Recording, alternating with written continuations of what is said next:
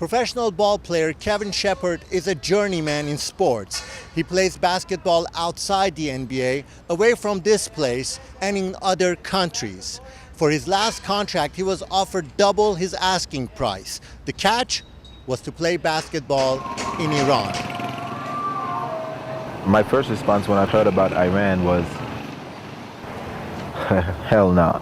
In 2007, I received an article sent by a friend of mine who's a fellow basketball fan, like myself, and also a Persian American like my wife. And this article was about a handful of American basketball players who decided to take contracts in Iran to play for the Iranian Super League. This was at a time when we were in, Iraq fighting, and it looked like Iran was going to be next, just like now it seems to be next on the stop. And I was right away inspired by this story, and I figured it's a great opportunity to tell a story about bringing people together through sports.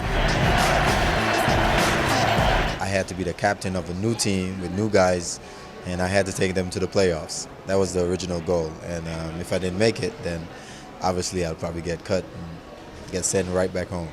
I need a Christmas tree. Okay. Christmas tree. میگه یه چیزی براش میگه برای کریسمس. کشمش؟ Christmas. But just the fact that he's American and plays basketball in Iran is not enough. And we started with a few players, and they all were nice, and they said all the right things, but they didn't have that special something that you need to have to carry a film. I was actually close to giving up because I couldn't find that character. And the choice was also limited because you only have maybe 5 or 6 each year that go there. And then they're not necessarily interested in talking to you because some of them have gotten some repercussions on the US side for breaking the embargo by making money in Iran. And exactly at that point, my wife, who's also the producer of the film, found Kevin, who had just signed a contract with Shiraz. And she arranged a Skype conversation with him.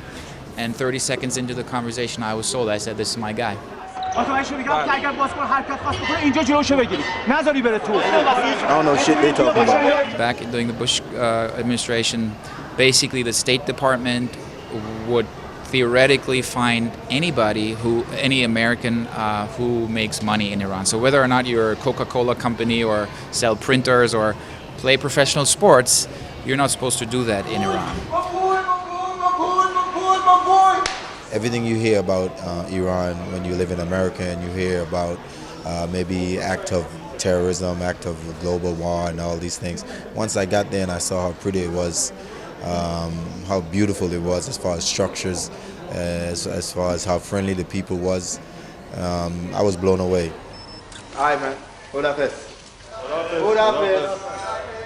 The shooting itself was not that hard, except that because I had to fly under the radar, my equipment was very limited. I could only take I took a very small camera, smaller than yours here, HDV2, and I took one wireless mic, and that was it. And then luckily I was able to find a rental place in Shiraz where I was able to rent some other stuff like a clip-on light. But it wasn't so much difficult as it was maybe risky. On my last trip, however, I was detained at the airport. I was, ready to go in for the season finale. Showed my passport, looking forward to hopping into a cab and breathing in that Tehrani air full of petroleum, and then they said, you're on a blacklist. When I see them, I feel I could be a basketball player too. There are 3 women involved in the film, and they're, I think, what makes the film special and elevates it beyond a sports story or even a documentary, frankly. They do nothing more, in our view, from a Western perspective, than express their opinions in a very respectful way. One man is equal to 2 women. How can you accept being half of a man? What I did is I basically showed them the film when we were done to get their complete endorsement. They had given me permission to film and everything, but I wanted for them to see it. And they had a very emotional reaction. They said, this is really, I'm proud of, we're proud of this, so I'd like for you to release it that way. The greatest surprises about the Iranian women was the fact that they were so smart and educated. They always have to wear the scarf over their head and they can't really show themselves in public. you have to come up with your own conclusion. And my conclusion was not really good because I knew nothing about them. But once I get to know the women and I realized that, most of these women are engineer and most of these women have 2 and 3 degrees. And the fact that they were so intelligent and they were not able to really showcase their talent. When you read the papers in Iran and they take opinion polls, what's your opinion of Iranians, or they consistently end up in the 70 percentile positive perception. So that means 70% of Iranians have a good opinion of Americans. You ask an American, they would never even believe that.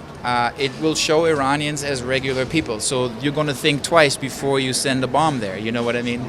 The whole point is to try as hard as humanly possible to build a relationship, explore other means to resolve our difficulties. Yeah, I smoke marijuana in America. Yes. Bad boy. Bad boy, Pops. من کاری دارم میکنم که پاش هستم من عدم و پیش از اینا با خودم هستم